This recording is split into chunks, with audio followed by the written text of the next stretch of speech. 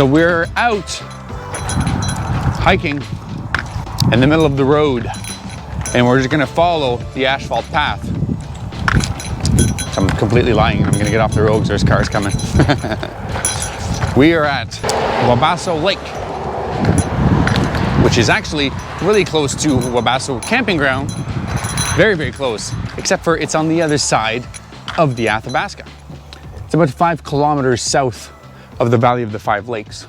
There's another little tiny lake over here, and it also gives you access to a 10-kilometer trail that gives you access to the Skyline Trail at Kilometer Lake. So some of you might have gone through here before. So we're gonna hike up to Wabasso Lake here. It's only, it says 6.2 return. Kilometer Lake is a 16.4 one-way. If you wanted a good day hike, you could do the Valley of the Five Lakes and come right to Wabasso Lake. Or you could even walk from Wabasso Lake 5K up to the Valley of the Five Lakes, and then another 9-ish kilometers back to the town of Jasper, which would be a pretty interesting hike. So we're gonna go check out this trail.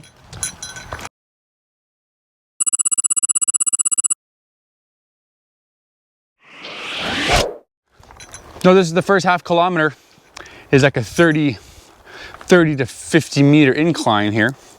Once you go further, you basically have to go up and down and then back up to reach any of these lakes. It's the same thing in the Valley of the Five Lakes. There's like a ridge, 40 meters to 100 meters that you have to get over the hump. And then you have to go back down and you'll meet a little stream, and then you can head back up towards the lakes. So yeah.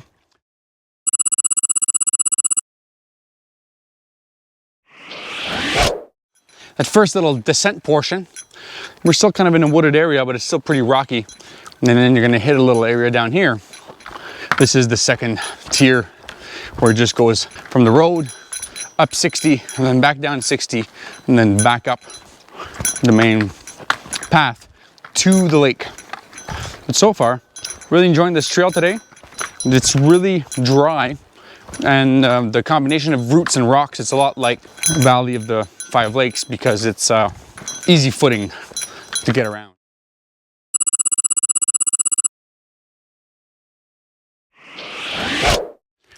Well, thought we hit the bottom of the plateau here. When you go up to the peak of the first crest, you come down, it's there's like 4 or 5 stages of going down and then straight and down and straight and down and straight. And I think now we're hitting the last one, which I almost prefer having it tiered like that. It's easier on the body. Still sad to see all the damage that the pine beetle's done in every direction that I'm looking at. Most of these trees are dead. There's more dead ones than alive. And even the ones that are alive, they could be infected with pine beetle and slowly getting eaten right now. And you won't be able to tell for another year. As you can see behind me, all the trees that have bark missing and they're reddish, that's all dead from the pine beetle. So yeah, we definitely hit the plateau here because it's kind of flat and it's been like that for a while. And then we're gonna hit that little ridge to crisscross back up to the lake.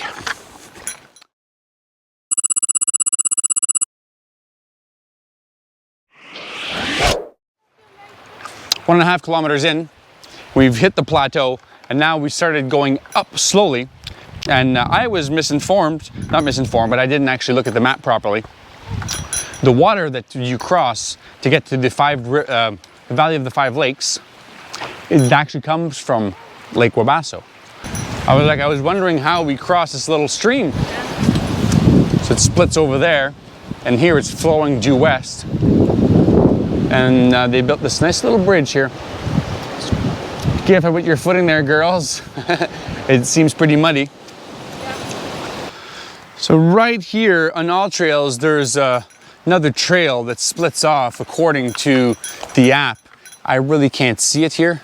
So it might have been an old trail that's now been overgrown. They've been replacing it, is my guess. Because I don't see another split off here.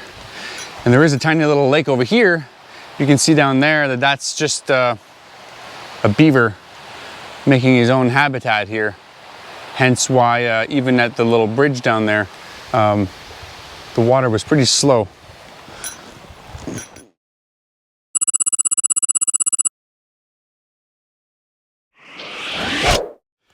So once you cross the beaver dam, you're gonna hit a series of S-type paths to go up the side of the mountain.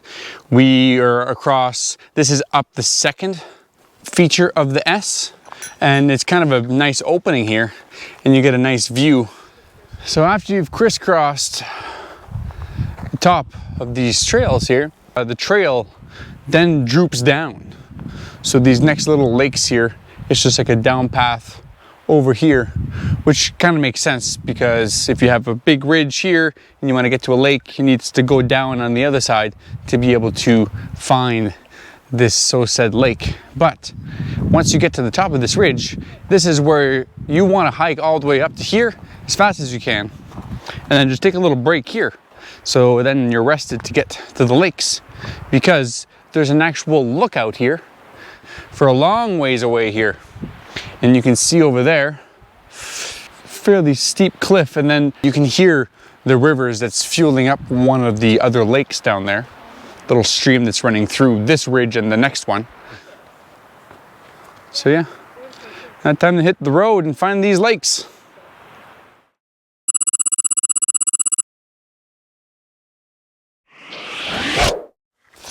You hit a little spot in the trail where there's a little tiny lake kind of hidden in the back here.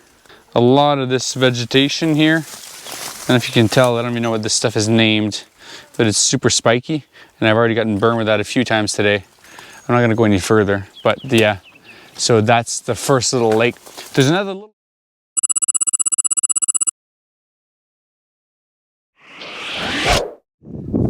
This is what Wabasso Lake looks like. My guess is this is probably a pretty important nesting ground for birds here. It's like an opened marsh area way over there.